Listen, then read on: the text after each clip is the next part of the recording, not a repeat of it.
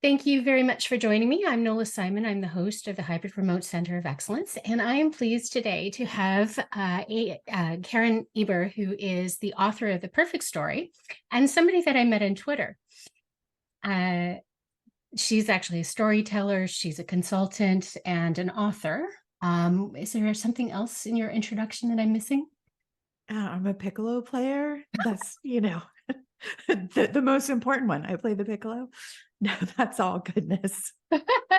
Well, that's the kind of unique detail that people should remember. So Indeed. Karen and I actually have something odd that's in common, and I wanted to talk a little bit about how we met. We actually met on Twitter, and one of the things that we started talking about, there was one day I was talking about, I actually shared my story and it was published in a book called You've Got Quirks. I've done another podcast with the author of that, Kirsten Cherry. And I was talking about the questions that people ask me because my eyes are different colors, right? And Karen started engaging, and we're just like, oh my God, like you have the same similar sort of experience, right? So do you want to talk a little bit about your experience? It's all I've known as long as I've had awareness as a human. I've had different colored eyes. They were blue, as most infants have. And then they started to change different colors around probably 6 months. And so I've loved this. It's been the thing that when you have to tell something interesting about yourself, like, got mine, I know what that is. But I found that most people didn't know what to make of it. Like, you can tell, I know you've had this experience where you're talking to someone in conversation and their words come to a halt and you see their eyes, like their brain is trying to decide which eye to look at. And then the barrage of questions would start of, what did you know you have two different color eyes? Like, as if I wouldn't know, right? Do you know I have a dog like that? Or David Bowie has two different color eyes. And then they would start questioning, what color eyes do your mom or dad have? And do you see different colors out of each eye? That one's my favorite. I Like, literally yeah. was just going to say that one. Do your eyes give you special powers? I'm like, do your eyes give you special powers? And so the questions would get more and more ridiculous. The saying of there's no bad question. There is. When someone is questioning your physical appearance in some way, like, that's not a good question. And so this thing that I love then became this really awkward thing where they would then start calling people over. And I felt like I was a sideshow because they would be like, come here, you've got to see her eyes. And eventually it would get to, how did that happen? And I just got so tired of it that I told this story about how when I was 4 years old, I had brown eyes. I was in my room coloring one night with that box of crayons. We all throw our crayons into, the perfect ones, the peeled ones, the broken ones. I reached into the box and pulled out a green crayon, and it didn't really smell like anything, but I tasted it and I liked the texture. So I ate the crayon. And then I ate every green crayon in the box. And the next day I woke up and my left eye was green. And then I'd say, I thought I that would was be, incredibly creative. I was like, I should have done something like that. so yeah, what do you do? What are the questions you get? So my experience is a little different because I also have Waardenburg syndrome. So my eye is related to Waardenburg syndrome because that's actually a difference of pigmentation throughout my body. So when I was little, I started developing like a streak of white hair in the front, and I have different pigmentation. I'm not sure if you can see it on my arm. Mhm. So and it's genetic. So my daughter has it as well too. Like when she was born, it looked like her left leg had just been dipped in milk. It was just that slight bit different color. Um, but it's interesting because people would see my hair before they would see my eyes. And I'm also Mhm. deaf in one ear too. So I have lots of lots of entertainment going on. So people would see my hair before they would see my eyes. My eyes are blue and green. So I find that that's a lot different than the brown eye experience. The brown eye is a lot more vivid. I have a cousin in Germany who has a brown eye and a blue eye. And so she has conveyed stories to me through other people that people stop her and they see that very visibly. But for me, it's often dependent on the light. So it would happen a lot of times over lunch. Like if I was sitting like across from somebody at a table, the light would change and they would just stop cold, and it'd be like, oh, the light is effective. Like you've noticed my eyes are different colors now, right? And then I would tell the whole story about the difference of pigmentation, right? So, but I used to get called grandma because of the white streak when I was little. So the focus was always more on my hair. Mhm. Um, and the interesting part was when we actually got into history and we covered the Salem witch trials, and there was a whole thing about the way that witches were treated. And if there was different colored pigmentation on their skins, it was often thought to be an entry point of the devil. So, yeah, in the Salem witch trials, I would not have fared very well. No. So a lot of times it actually changed through a context. When the Marvel movies came out and Storm became a thing, that was also very interesting, because I find that it goes in the cyclical cycles. So a lot of times white hair, streaks of white, different colored eyes are a lot of times associated with evil in storytelling. It's like a mark of evilness. And so I was like, oh, There are cool. some people that would probably agree with that. Yeah, right. Like it often comes up in superhero movies, right? Yeah. So the whole Marvel thing is being an entertainment, right? So Yeah. And it's yeah, so interesting too, because really what's just happening is you're different and the person's brain doesn't know what to do with it. And right, so these ridiculous questions come out and it creates this moment that is just awful. And, I think everybody has a moment where they feel different. yeah, And that's not always enjoyable. yeah. And I found when I told the story, I shifted the energy and took that power back. So I'm impressed you went the honest route. I went the sarcastic route of, let me tell you the most ridiculous story.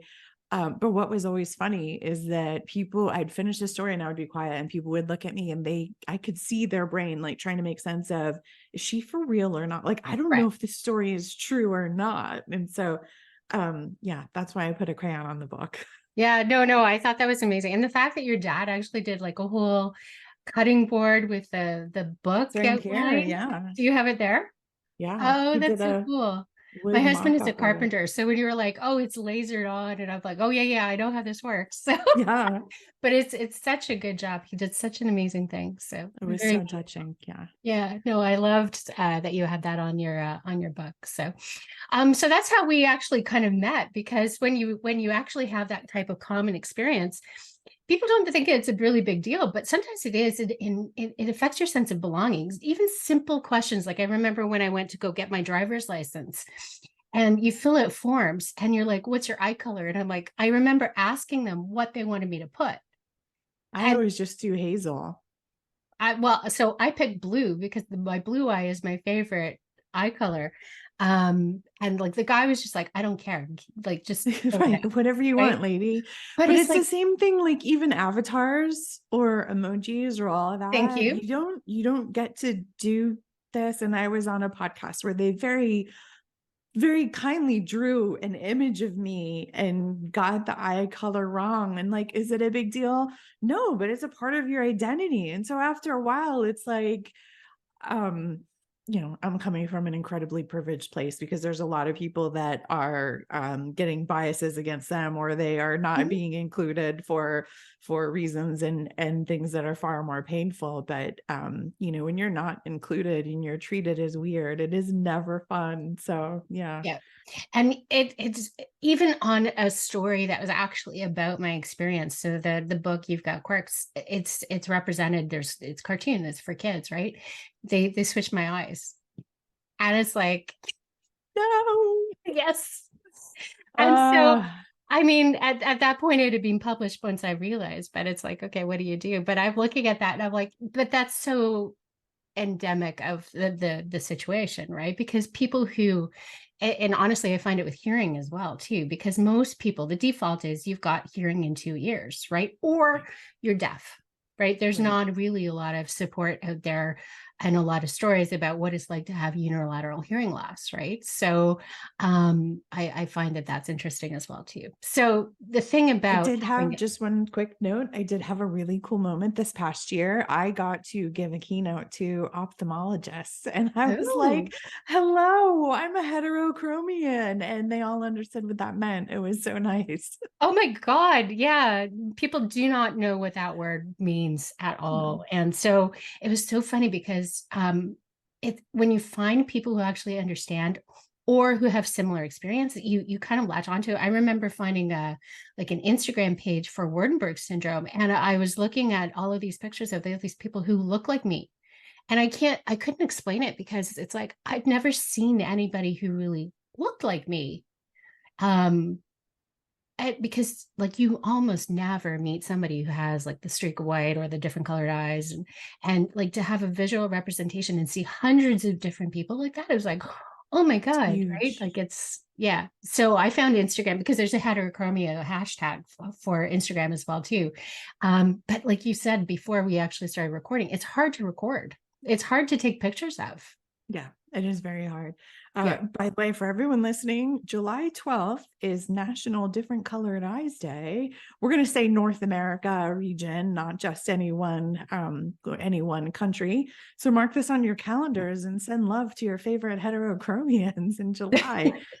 What you do on that day, I don't know, but I always feel a little special to know it's out there. Yeah, I didn't know it existed before you shared that. So that was kind of fun too. So yeah, that's how Karen and I bonded, really, is the fact that we both have this odd kind of experience. But That and the the fact other, that, we both care about workplaces and organizational culture, that little thing too. yeah, yeah, exactly. Like we do tend to talk about the same things as well too. And I do have a thing about storytelling. So I was telling Karen before we started talking that her book is written in such a way and with such discipline that she's woven the stories throughout to keep making different points relating back to those stories. And I can't tell you how impactful that is, to really choose specific stories to really bring out the best in your points. And it's the rare author who has the ability to do that. So I only can think of Amy Edmondson, who's done that before too. And I was really impressed with the discipline that it took you to do that and to eliminate the stories, especially when you're somebody who has really created a depth of stories, and you have trackers, and you have like a whole data bank really of stories to choose from. It's really, really challenging to really be specific and choose that. So how did that come to be? Was that something that you, when you started writing the book, that you knew you wanted to be very specific with those stories? The biggest shift that came when I started writing the book is my agent said, I think we need to dissect a story throughout the book. And I immediately knew I want to take my TED Talk and do that, because it's not only going to show you a story in writing, but if people then want to go and see that story told and see some of the choices and what happens when you tell a story versus have it in writing, it's there. And so it's a story about woman, Maria, who drops her phone down an elevator shaft, and a parallel story about the CEO of Charles Schwab, who makes a life lesson in university. And so those stories I share early on, and then throughout the book, come back to show what are the different considerations that go into them as we go through different pieces. The rest of the stories were more as I work through the different pieces. Some I knew I wanted to include, and some just kind of came to me when I sat down to write it. I thought, okay, I know the right story to use. But really, once I came back to the idea of, you're right, it's going to be helpful to dissect a story throughout, and how great would it be to use the opening story of my TED Talk, because a lot of people have found me through that. And so it's a story they're familiar with, because I also didn't want to do a story that you read and then you forget about, and you have to keep going back to read because it's referenced throughout the book and you can't remember what it's about.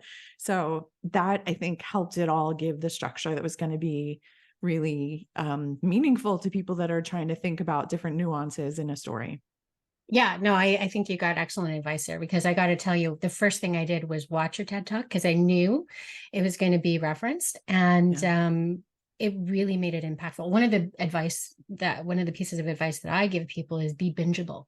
So I found that it really added a depth of content, because you're really binging on the layers of content that you've built out, right?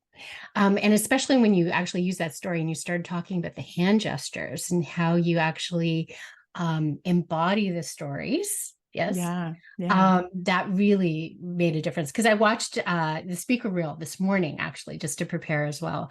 And I really noticed it actually when I was watching the speaker reel, because I'm like, oh, she's pushing the elevator buttons and she's on this side. And, you shift that perspective to embody different characters. And so I thought that was genius too, because the point that you made in the book was some people can do voices but that comes with danger, because can you do it reliably? Are you going to offend anybody? So using your body to embody different characters and shifting positions, I thought was a really great tip on how to illustrate dialogue.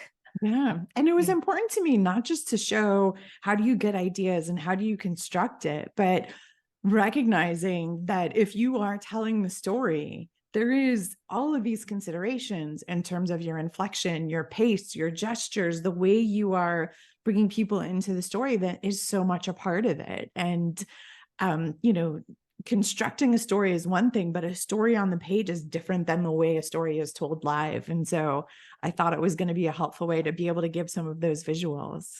Yeah, yeah, I really found that it was really impactful. And the other point that was really effective in the book too is you have to remember that your audience is actually going to, there's a story you tell, but it's the story that the audience receives.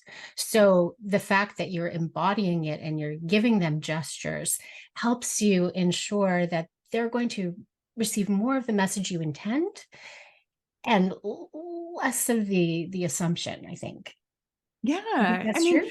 so you mentioned that there's some gestures in the story. So the story starts with this woman, Maria, walking into an elevator. So I step forward and I pretend I'm pushing a button in the elevator. And when her phone falls, my hand falls and I make the sound of the whoosh. And all of that is you already have the events of the story, but these are little things that are starting to now dynamically engage your senses. And so your brain is seeing these things. You're picturing an elevator that you've been in, and you're like visualizing your phone falling out of your hands. And so each of these things do play a dynamic role in the experience of that story. And really what they're doing is it's making the listener spend more calories. You're drawing them into the story so they are feeling like they are experiencing it themselves. Yeah, no, I thought that was really cool. I actually wanted to tell you a story that I tell, and it gets a reaction just because there's a psychosomatic reaction that happens. So when my kids were little, the school board went after them and kept sending them home because they had lice. So as soon as you start talking about lice, people start scratching their heads. And so it's quite funny because I watch for that reaction when I tell that story, because when people start reacting like that, I know I've hooked them. Especially if you even throw a word in about it, right? Yeah, that's so true. Yeah, Because you're immediately having our brains light up like, oh my gosh, can I feel the lice on my head or whatever, right. whatever our Or it's the smell of understanding the of tea that tree is. oil, and the crying, and if you've ever had to detangle a 5-year-old's hair. Not fun.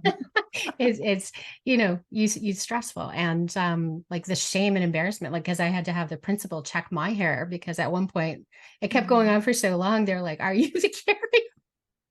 Oh my gosh. Can you imagine? Yeah, I was mortified, right? So Oh, that story I find is really a story that I can tell if I really want to get physical reactions out of people. right.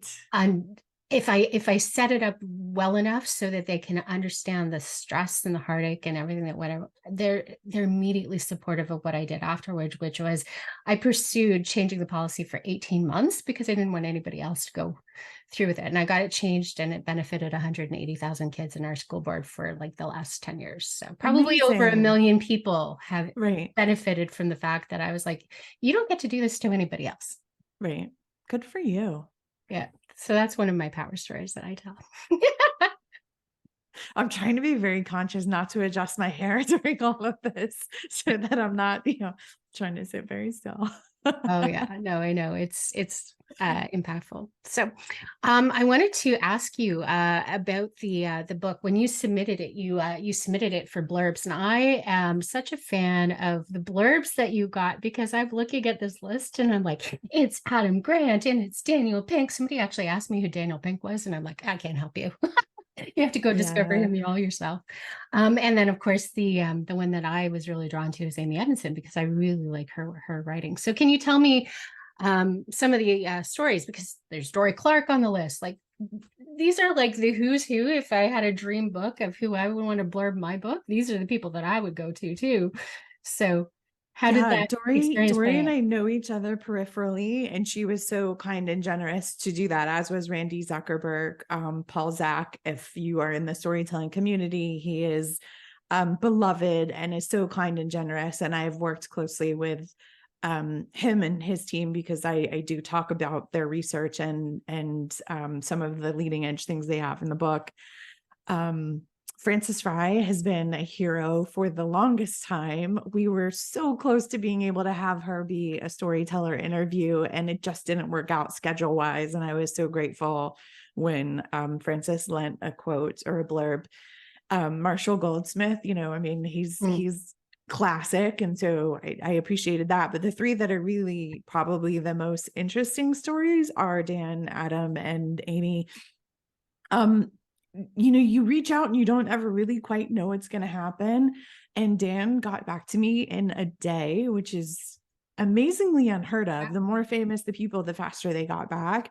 And he let me know he was on a blurb moratorium because he had a special project going on and he couldn't take it on, which certainly understand and no expectations. But then he kindly said, if you can give me a generous deadline, then I'll see if I can fit this in. And he broke his blurb moratorium and gave me this incredible blurb, which was so very, very kind of him. Amy, she, again, you get the equivalent of maybe 140 characters to connect with her through the Harvard website. And then you end up in this abyss of her inbox, which is just bombarded. And so I was delighted when she wrote back and asked for the manuscript and still didn't know what would happen. And probably 3 days later, I got an email from her that just said, "Oh, Karen, it's so good." And it's like, 7 o'clock at night. And I happen to look at my email and I see this. And at this point, Amy was the first person that really didn't know me who was reading the book. And not to mention, my opinion of her is up here, and I'm like secretly delighted that my book will be next to hers on bookshelves.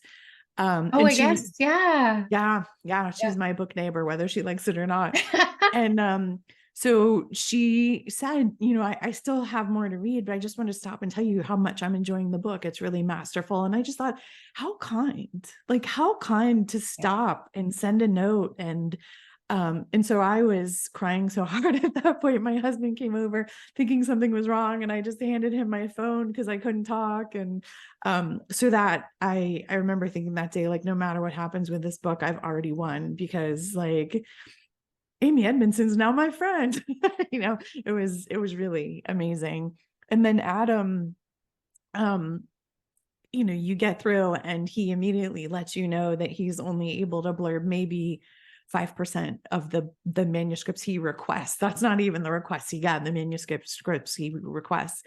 And so there were many back and forth, and it was coming down to the deadline, and I needed to send a reminder. And those are always awkward to write. And so I went on ChatGPT and I said, I have to send this reminder message. What do I do? And ChatGPT was terrible, as it always is.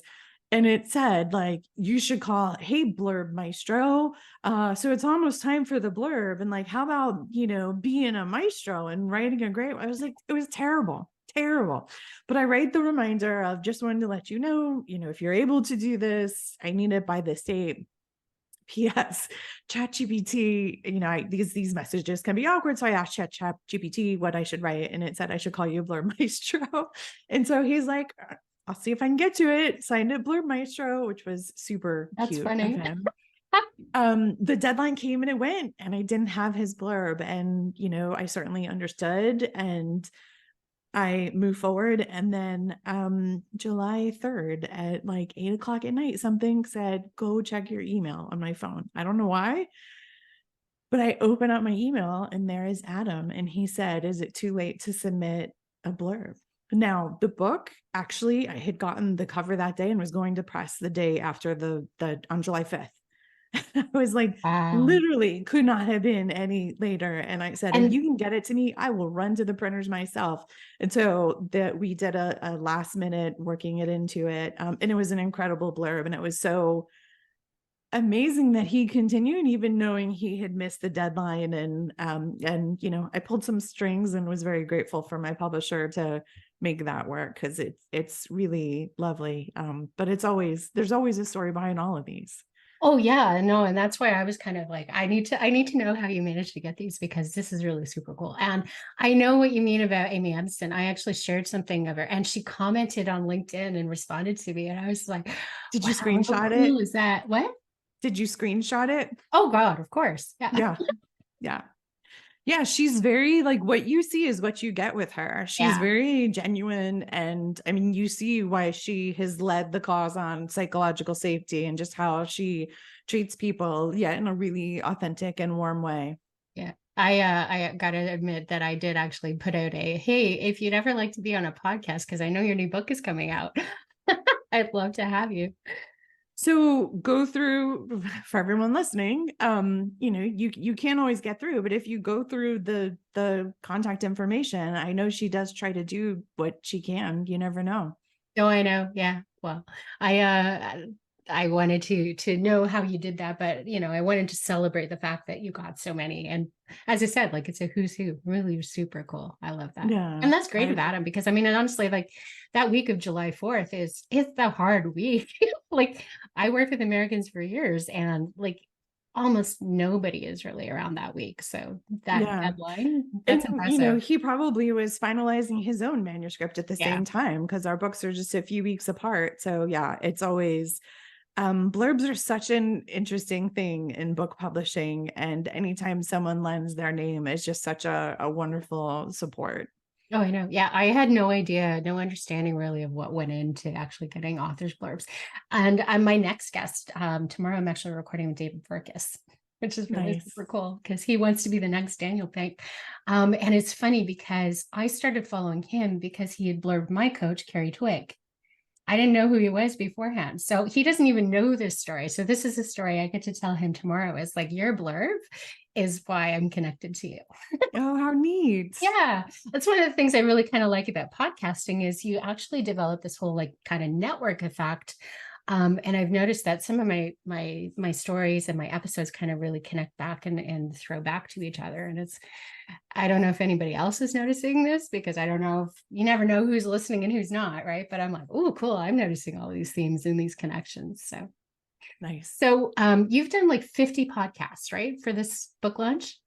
Yeah, I think I'm on 53 or 54. I stopped Wow. counting after a while, but I guess yeah. so. Yeah. You're how many because you've got a Spotify playlist with guest episodes. How many guest episodes can you get in a Spotify playlist? You can just add it. It's just a playlist. It's Oh, okay. not all of them are on Spotify, so it's not a Yeah, complete list and not all of them are out that's true. yet, but I have a podcast page and always try to share them in my newsletter and put them up. But a lot of times people ask me, how do I get started with storytelling? And I'm like, well, go to this playlist, pick any episode, dig in. There's so much goodness in all of the conversations. And each one is fun because sometimes it's for the financial industry and sometimes it's real estate and sometimes it's culture and sometimes it's entrepreneurs. And, it's like, I just love the different angles, because what I want to do is make storytelling accessible no matter your industry, and give people a model and a set of tools that allow them to make the choices for what's right for them, versus like forcing people into something like the hero's journey, which is the same type of story over and Mm, over that may or may not work for them. yeah, that's actually cool. Um, so what have you learned about being a podcast guest? Is Come through with this whole experience? stories, Yeah, listen. yeah, My favorite ones are like this, where it's a dialogue, because it's more fun and you see more of our personalities and it feels more organic. I love when I get to also ask questions and hear about your experiences, because then we're going to banter and build on each other. yeah. There's some where the hosts do most of the talking, and that's okay too. The biggest thing is I always want to build an idea for the host audience and whatever audience I can bring to it. Like I don't want to just go on there and talk. I want to share things that are meaningful and have someone come away and be like, oh, that's really interesting. Let me look this person up. So I try hard to do that in each one. Well, that's good. That's how I like it too. And I try not to be the host who talks as much. I find it hard listening back sometimes because I'm like, I talk way too much. You But don't. Trust me. I, We'll leave it at that. You don't. well, you're always your worst critic, right? So, but there was actually one part of your book that I wanted to talk about because that's actually something that's coming out with Amy's new book. I love her title, by the way. The name of her new book is called The Right Kind of Wrong, which makes it sound Mhm. like this wonderful romance, but it's about failing well. And you actually tell a story in your book, which I actually thought could have been used as an example in her book, about a time that you blanked on the TED stage. Could you tell Yeah. us that story? Sure. There is a program at TED where they were developing an app to teach people how to give a talk. And so this was several years ago before I gave the talk that ended up on TED.com. I was a beta tester in this development of the app that walked through a series of steps. As a thank you, they invited people to TED headquarters who had been involved in the beta test to debrief more of the experience and to give them, the TED experience, get the tour, stand on the circle. And a week before the event, they invited 3 people who had been beta testers to give a talk on the stage. And I was one of them. And I was super excited, but I had 1 week. Most TED Talks, you have 6 months, you're practicing all the time. And so I'm practicing everywhere, in the backyard, in my car, at the gym, even in the New York Public Library. And on the day, I am counting down the moments to get on stage and stand in the circle. And once they call my name, I get there, I start doing the talk, and it's going well. Things are going smoothly. And I round the corner into the last probably quarter of the talk. And my mind just went blank in that moment. There wasn't anything I didn't like about that piece. I'm not even sure why it happened, but my brain was like, we're just going to take a timeout right here. Unfortunately, I wasn't done with my talk, and I didn't panic. And I thought, in improv, they say if you go blank, you should look someone in the eye because that'll prompt your thinking. A friend of mine was in the second row, and so I looked her in the eye and nothing. So I look over here and I see a stranger over here, and I look him in the eye. And we're in a stadium of like 200 people. It's packed. I look the stranger in the eye and nothing. And so I then start to think, wow, I might actually have to do what they say in improv as the second rule if you blank, which is fall on the ground. And so at this point, I'm like looking at the red circle on the ground, thinking, like, do I need to fall down here? And we're past the point of, a little awkward pause. We're now in uncomfortable silence. Like it's been, 10, 15 seconds. And so I'm just trying to, again, not panicked, but trying to think of where I was or what to do. And I look down and the audience started applauding. They gave the empathy applause of like, oh no, you can do this, right? But in my mind, it was the pity applause of like, oh, she blanked. And there was something about that moment that just kicked my brain into gear because it's like, no, I'm not done. Stop your applause. We're going to be fine. And so I picked back up where I left off, finished strong. And while I had spent the whole day counting down the minutes to get on stage, I was trying to get off the stage as quickly as I could because this is not how I saw this going. I'm a keynote speaker. I regularly give talks. I did not think that I would be blanking on this TED stage in what felt like the most mortifying experience. And as I get off stage, a TED employee sees me and comes up and says, I really liked your talk. And I was like, yeah, okay, thanks. Thinking like, sure. And she said, no, you recovered better than most people do. And I didn't really pay attention and I left. And a week later, I am scrolling Instagram and I see a post from someone who had been there that day, but I hadn't met. And this person quoted my talk. And I left that experience feeling awful. I, was embarrassed that I blanked and I felt like I hadn't built this idea, which was the whole point of a TED Talk. Yet here I am a week later, this person that I never met is remembering something from my talk and quoting it. And I thought, that's interesting. Like maybe it wasn't as bad as I thought. A few months later, I was back at TED headquarters.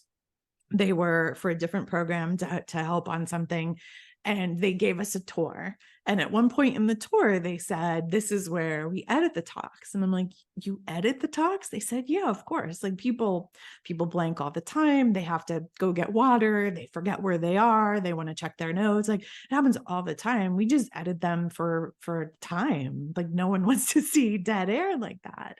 And that's when I realized, we hold these TED Talks as like the most perfect speaking experiences and what everyone aspires to. But even many of them aren't what we think they are because they have to edit them for time and effectiveness.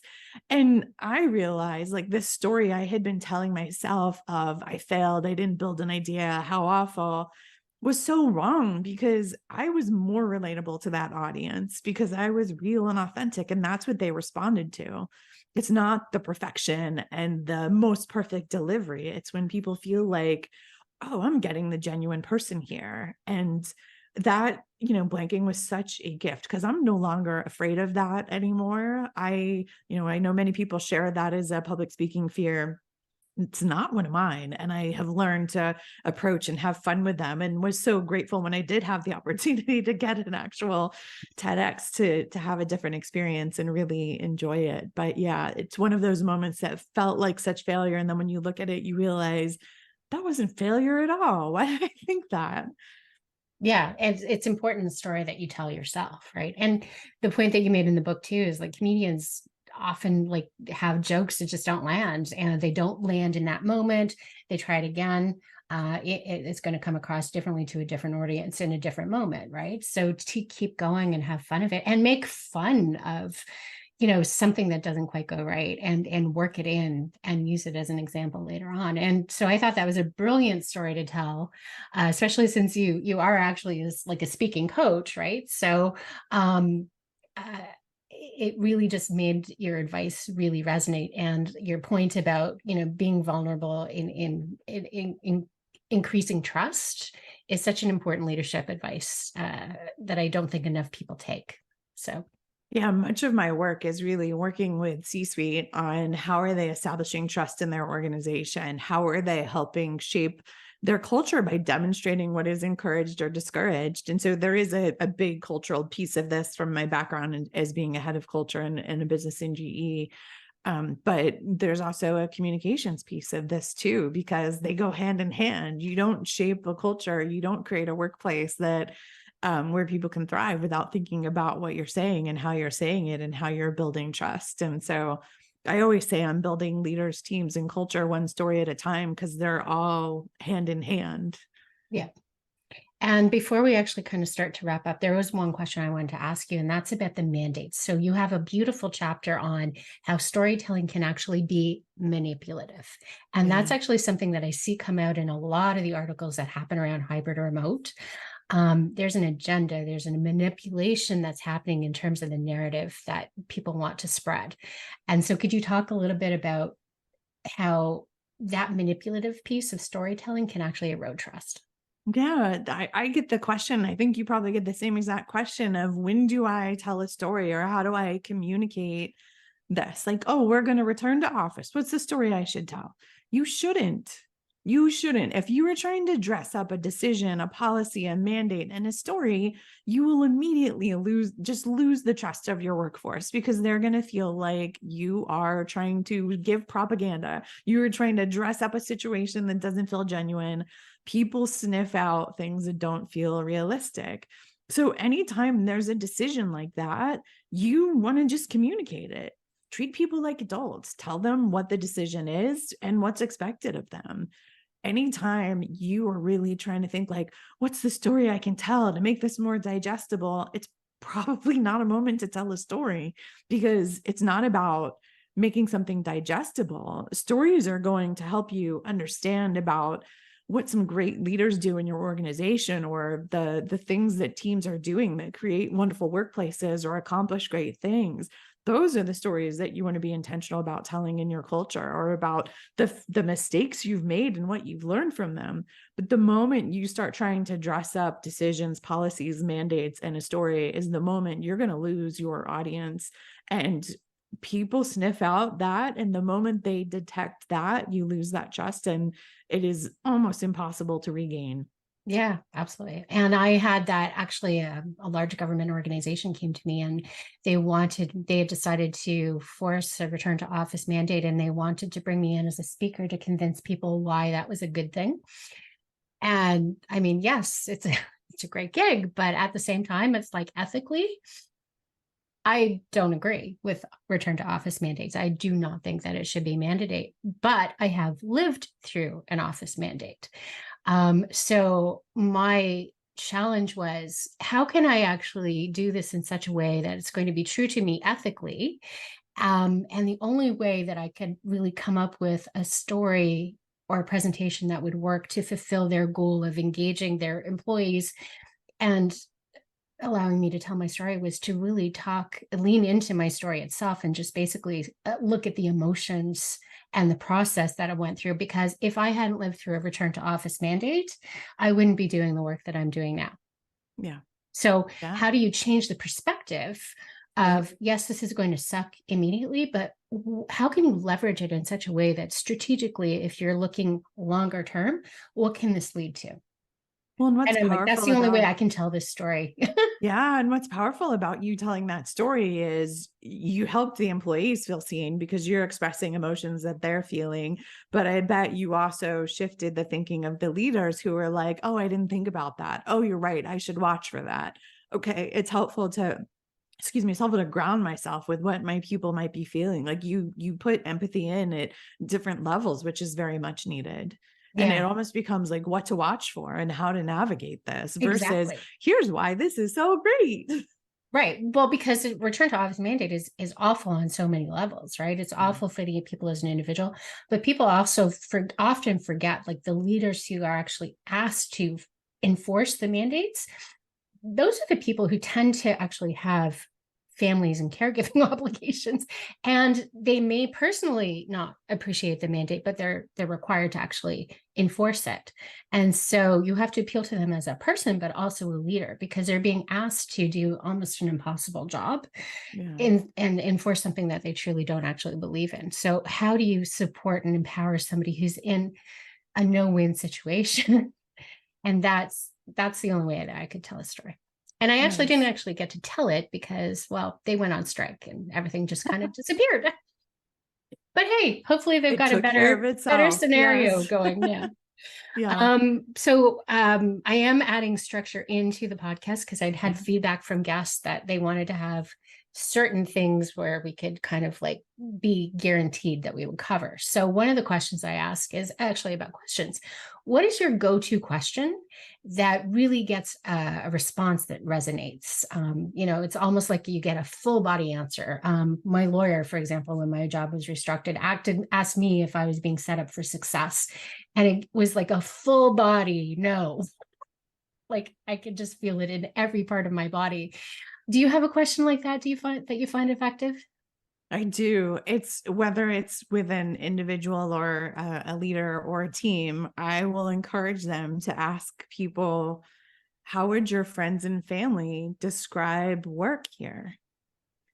So during the pandemic, we sat alongside our friends and family and those of us that were virtual, and they watched us work and they saw the good moments and the bad moments of the job. And so when when you ask employees, you only get responses to the questions asked. But if you ask employees, like, how would your friends and family describe your work here or this company, it's an immediate visceral reaction. Leaders and teams alike, and it equips them to go ask and learn.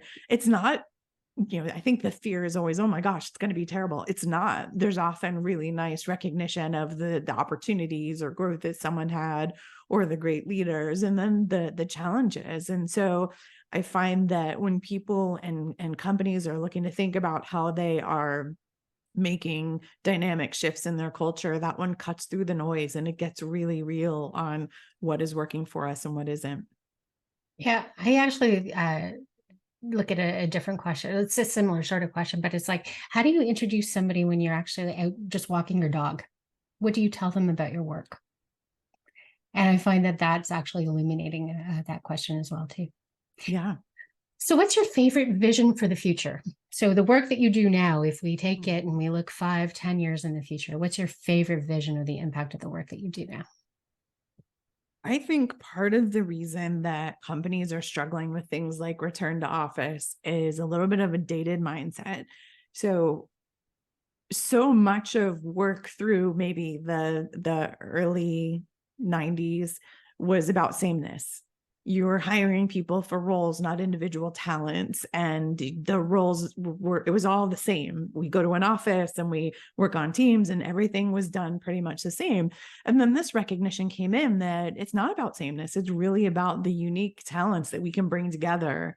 And those have become more and more finite as we have deep expertise and we're able to automate some things. And so now you are looking at a workforce where people are hired for very specific reasons and experience and knowledge. And how do we harness that? Which means we can't rely on global decisions to apply for everyone. And so things like return to office tend to dilute this consideration for what is really most meaningful for this team or this person, or what do we really need to do to come together. So as I look towards the future, it's about individualization. And I don't mean over rotating where we're catering to each individual person on every single thing, but it's a focus of we're a gathering of individuals with specific skills meant to do certain things. And how do we harness that in the best way versus sameness, which is where I think a lot of the decisions are being made today. And how do we do that in an equitable and inclusive way? I love that. I talk about personalization a lot too.